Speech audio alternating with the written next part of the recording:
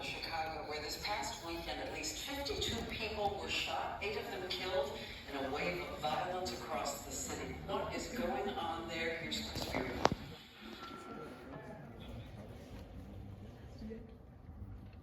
It's so dark in here. Mom? Mama? Mother? Nana? Where are you? ¿Dónde está? Nasaan ka? Where am I? What is this place? Who are you people? Can you see me? I think you can see me. Hoy! How about you? Can you see me? Can anybody see me?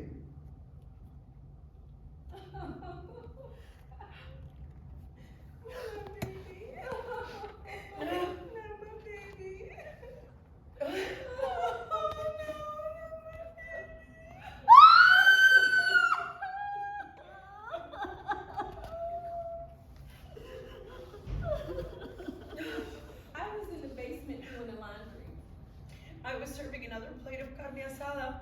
I was coming home from my last class. I was trying to put the baby to sleep when I heard a shot. I got the call. I had a bad feeling. You know, the kind of feeling that makes your heart pound wildly like it knows something you don't. Ay, por Dios, por Santo, I couldn't stand it. The not knowing, yet knowing was unbearable. It was one of those moments where you wish you could just shut everything out and pretend like you never heard the shot. Or even if I did, I could pretend it wasn't gunfire and it was the 4th of July and it was fireworks. And my son, he was in his room sleeping, not somewhere outside, walking home from a friend's house. One of those times where you wish they got it wrong. And they got the wrong boy. You know these mistaken identities. When they shoot somebody, they thought it was somebody else. Well, I was wishing it wasn't you they had shot, but my knees buckled right there and I fell to the dirty floor of the L. My things scattered everywhere. My math book, my English book, my essay on gang violence that got me a B. I was gonna show it to you. I wanted to make you proud. It was another exhausting day. Serving plate after plate of pollo and mole and carne asada tacos, food that I should have been at home cooking for my family. I'd left your sister Josie in charge, only 16 and really responsible. I didn't know what I would do without her. And I used to be able to rely on you too, but lately you've been hanging out with those boys from another school, and I just don't trust them. They're always waiting there, standing on the corner. I've seen those boys. My husband says they're dealing drugs, but they're just boys. Basta lang. Not a boy anymore, Nanay. Not even a man yet. I remember when you were born. I didn't think you were going to live. You were a preemie baby, born 10 weeks before I was due. For days you had to be in an incubator like those chicks we used to raise in our backyard in Cavite. All we could do was pray the rosary, hoping you would live. Hail Mary, Hail Mary, full of grace, full of grace, the Lord is with thee. the Lord is with thee. Blessed art thou, Blessed art thou amongst women. amongst women. Blessed be the fruit And blessed be the of fruit thy womb, Jesus. of thy womb, Jesus. Amen. Amen. You were our American boy, born in Albany Park, Chicago. You were going to speak English with a perfect accent and become someone big. Bigger than your father, who cooks adobo at Mabuhay restaurant for 10 years now. Bigger than your mother, who has to care for someone else's child just so I can take care of you. But back then you were so small you can fit in the palm of our hands. This little bundle of joy was our hope. The first to be born in America. The first in the family to go to college and make something out of himself. I admit, I wasn't too sold on this college thing at first. I thought you were just trying to be lazy, like you didn't want to get a job and help out around the family, for the family, like your brother did. See, I come from a family of skilled workers. My father, your grandfather, was a carpenter. And your grandmother, she used to make some of the most beautiful clothing with her Hardy Singer sewing machine. She would wait for those patterns to come in the mail from Sears to make the dresses for all the pretty ladies. She was the best dressmaker in town. But when my dad took a job in the city, your grandmother, she ended up taking a job on the assembly line sewing parts of clothes. A sleeve here, a collar there. She never felt whole again. I even took a job on the assembly line until they shipped all the jobs overseas. So when you kept saying, I want to go to college, I want to go to college, Ma. like it was another party or another field trip we couldn't afford to send you on, I just didn't know what to say. It was right after your father had left us, that no good nothing son of a bitch. And I noticed a change in my boy. All grown up, 18, high school graduate, you were so good with words. Book smart, nothing like your brother who knew the ways of the street. Seems like he went away to the war just to get away from here. And I know you felt abandoned after that. Not too long, you started hanging with those guys, fighting me like I meant nothing to you. You would say, Mom, those are my boys. They got my back. All the while I knew they meant nothing but trouble for us. I didn't mean to hurt you, Ma. But you did change. After your father left, 2 men gone, and in their place, you. You wanted more from this life. You were gonna be more.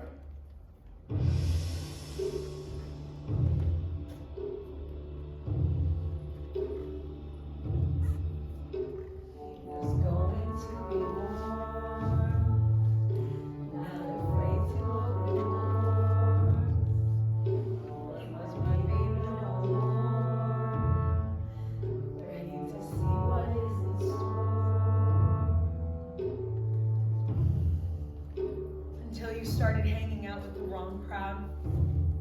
With those boys on the corner standing there. It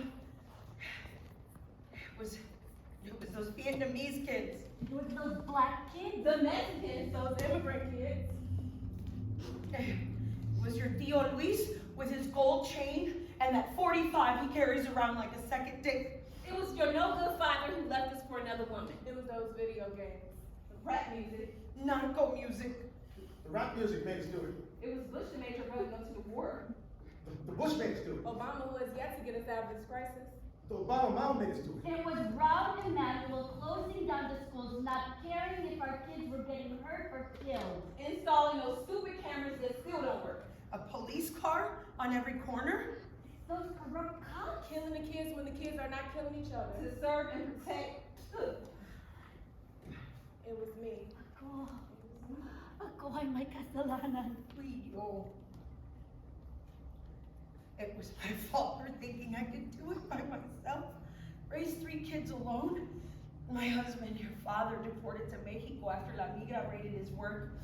I know that I told you he was working abroad. I just didn't want you to worry. I didn't want you to feel ashamed. And he keeps trying to get back to us. He misses you all so much. But he gets caught every time. What's he gonna do when he sees you like this, mijo? My Eddie, you got caught too. You wanted the America that you see on TV and in the movies with the fast cars and the nice clothes. The touch-tone cell phone. The PlayStation and Xbox. Burberry and Air Jordans. And you thought you found it all on the corner. On the corner. My corner. My spot, I would call it. Area I thought was mine. Prime real estate that cost me my life. We brought you here when you were only 5, and already you wouldn't speak to us in Spanish. Porque no, mijo? You would only speak to us in English. Spoke English with a perfect accent. You shut me out like I was a bad dream. Used to have a lot of those, remember? We recuerdo, Mommy. It was from those days that we spent running, walking those ragged paths, days spent in a van with no air and no light. And he used to call in the middle of the night for me, screaming. Mommy, tengo miedo. It was my fault for keeping you in this godforsaken ghetto. My fault for bringing him here. Thinking it was safe. Thinking, no, not my boy. But what could I do? I had just lost my job at the bank. I had been working there 20 years, even after the merger. First as a teller, and then as a sorter, displaced by a machine. I really enjoyed working the night shift. I would leave the house every night around 7 o'clock, take the red line all the way up north, and when I would return home, it would be light out. My kids, they would still be sleeping. And when they woke up, I would be half asleep. I remember when I was little, I took out your coat because I wouldn't want to see you go, Ma. I know it's not a way to raise a family, but at least the money was coming in until I lost my job. And then I lost my job, and I thought, what better time to go back to school? I never did finish high school because I got pregnant with my first child. I was 14. I didn't know what I was getting myself into. My baby's father, he was a dealer. I met him on the corner. On the corner. On the corner. On the corner. On my way home from school, he would pay me nice compliments and I was hooked. But what did I know? I was a freshman in high school who was getting too big for her tank tops and her shorts and all the places men like. I didn't like it at first, how they looked at me with their eyes popping out, smiling that dirty smile my mom warned me about. But later on, I liked it. I liked cradling that fragrance in my bosom. It was addictive. But it wasn't the only thing I was hooked on. I was a junkie. I sniffed it, I smoked it, I shot it, you name it. At 16, they took my baby away. I had another one, and they took her away too, before I could even name her. I know I'm not perfect. I once got drunk and had unprotected sex with a stranger. I cheated on your father once, but I swear it was only a kiss. I told immigration that I was here to visit Disneyland, but I never left. When I had you, I said no more. They're not gonna take this one. Oh no. I left your father, I went to rehab, I left you with my mom, and when I was all cleaned up, I went back for you and never looked back, just kept moving forward. I got my GED, and now after 20 years, I am in college. It's such an irony that you, my son, will become a drug dealer. Is that what you call karma? It's not on you, Ma. It's on me.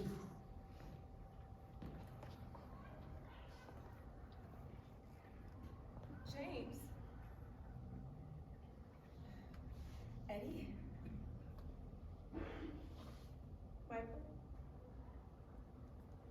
David, I tried to be there for him, but it seems the Lord was and it ought to be confused for him. David got into a fight once. James never been in trouble, Am I Eddie? Not that I knew of. but I knew where we lived, it would be nothing but prayer that could save my boy. Amazing